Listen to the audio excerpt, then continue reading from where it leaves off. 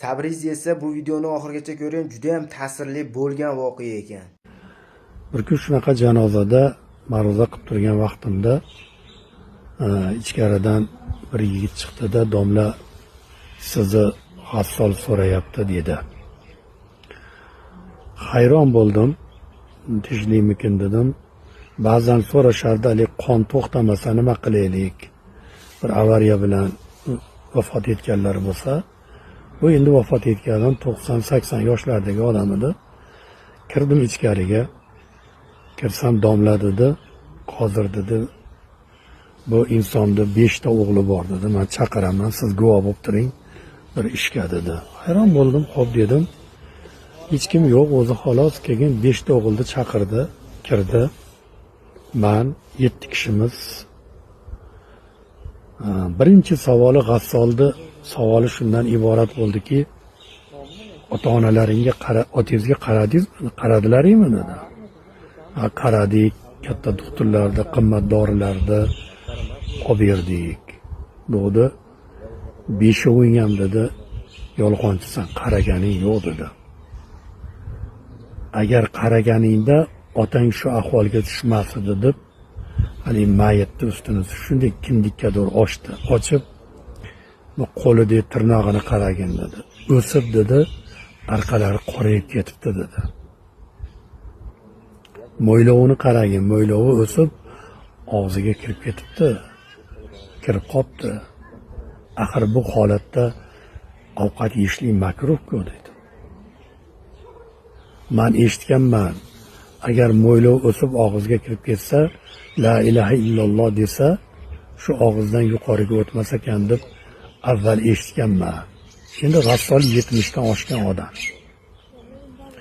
Oyoqlarini ko'rsatdi, mayitni shunday orqaga og'dardida, haligi badanlari qorayib ketgan odamni mayitni orqasi qorayib ketganda, shunda agar sallar dedi, 5 o'yin kelib dedi, bitta alqinni sovunni olib dedi, ana dedi, avrazga dedi, uylarda ichida cho'miladigan joy bo'lgan oldingi paytlarda avraz deb endi gapiryapti. Ashitga o'tkazib dedi, suvni isitib cho'miltirib qo'yganingda shunaqa qorayib ketmas edi. Bu yotoq yarasini qara dedi. Bir marta, 2 marta dori qo'yilgan xolos. Oyog'ini, tirnog'ini ko'rsatdi, qo'ltig'ini taydi, tukini ko'rsatdi. Nimaga shularga qaramadik? Sanlar farzandmisan dedi. Men bir marta kelsam dedi, yozilib o'rgan ekan, akam bilan o'rtaq sani dading dedi. Hamma yo'qlarini yechib, tozalab, yuvib shunday qilib ketganman. Endi ertalab 8larda bitta nimada mustavoqda bitta non bilan 2 ta tuxumni pishirishib, bitta chaynakda choyni qo'yishib, boshimga qo'yib qo'yib chiqib ketadi. Kelinlar keyin qaytib kirmaydi deb yig'lagan menga dedi. Men dedi, umrim tugab o'tib ketarman, lekin domla siz guvoh bo'ling dedi. Dunyoda ham bular baraka topmaydi, oxiratda ham baraka topmaydi. Men bu mayitni yuvaman, kapallayman, qabrga o'zim qo'yaman. Qabrga qo'yishlikka sanlarda haqqing yo'q, otangga qaramaganliging uchun dedi. Aytganidek bo'ldi. O'zi qo'ydi, o'zi yuvdi. Yillar o'tdi. O'sha farzandlarni holi yomonlashib ketdi. Birontasini rivojlanganligini, birontasini baraka topganligini haqiqatdan men ko'rmadim. Katta o'g'il o'tib ketdi, undan keyingisi avariya bo'ldi. Undan keyingisi sirroz kasali bo'lib qoldi. Hokazo va hokazo. Ularning farzandlari ham qaramadi. Azizlar, bu o'zim hayotda ko'rgan voqea. Kim nima xizmat qilsa, xizmatini javobini oladi.